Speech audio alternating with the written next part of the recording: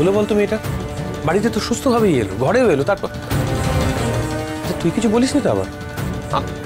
সবসময় আমায় কেন দোষ দিস বলতো? অদ্ভুত কথা বলছি। আরে এরকম এত বড় একটা ঘটনা ঘটেছে, আমার মধ্যে রয়েছে, আবার কি হবে?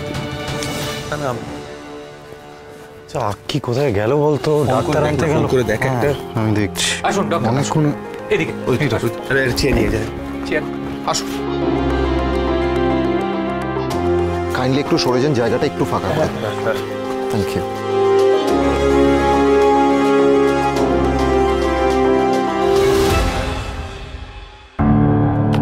অ্যাকচুয়ালি ঘুমের মধ্যে কথা বলতে বলতে বারবার জেগে যাচ্ছে, একটু স্ট্রেসের মধ্যে রয়েছে। আমি দেখছি।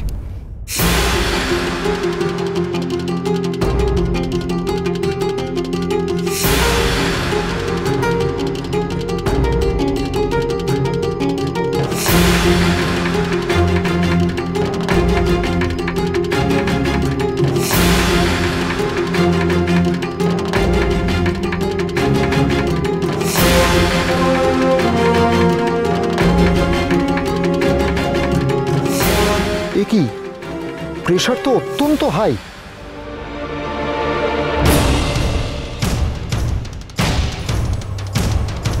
ওর তো প্রেশার নর্মালি ছিল, তাহলে বোধহয় এই স্ট্রেসের জন্য প্রেশার হাই হয়ে গেছে। তাই মনে হচ্ছে। আচ্ছা কথা, আপনি বলুন তো আপনার এখন কি অসুবিধা হচ্ছে? না, অসুবিধে সেরকম কিছু হচ্ছে না, শুধু যখন চোখটা বন্ধ করছি ওই দৃশ্যটা বারবার ভেসে উঠছে। কোন দৃশ্য? কাছের কুড়ির ভেতর আমি ছিলাম, সেটা চেরাই কলের দিকে এগিয়ে যাচ্ছে। আচ্ছা মশাই যদি ঠিক সময় না আসতেন তাহলে তো আমি। আহা, তুই কেন সব ভাবছিস বলতো? বুঝতে পারছি, এই কারণেই ওনার মনের ওপর সাংঘাতিক চাপ পড়েছে। কদিন কিন্তু তাই আপনাকে রেস্টে থাকতে হবে।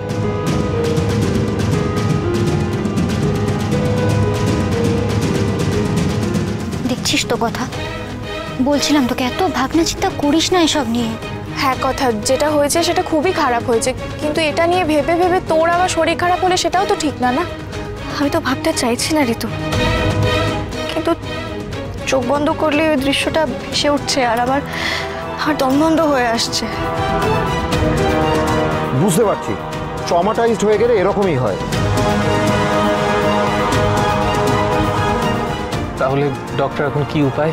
হ্যাঁ মানে কথা তো এটা কন্ট্রোল করতে পারবে না, মানে ওর হাতে তো নেই। তাহলে এভি, এই কদিন আপনি একটু ওনার পাশে থাকুন।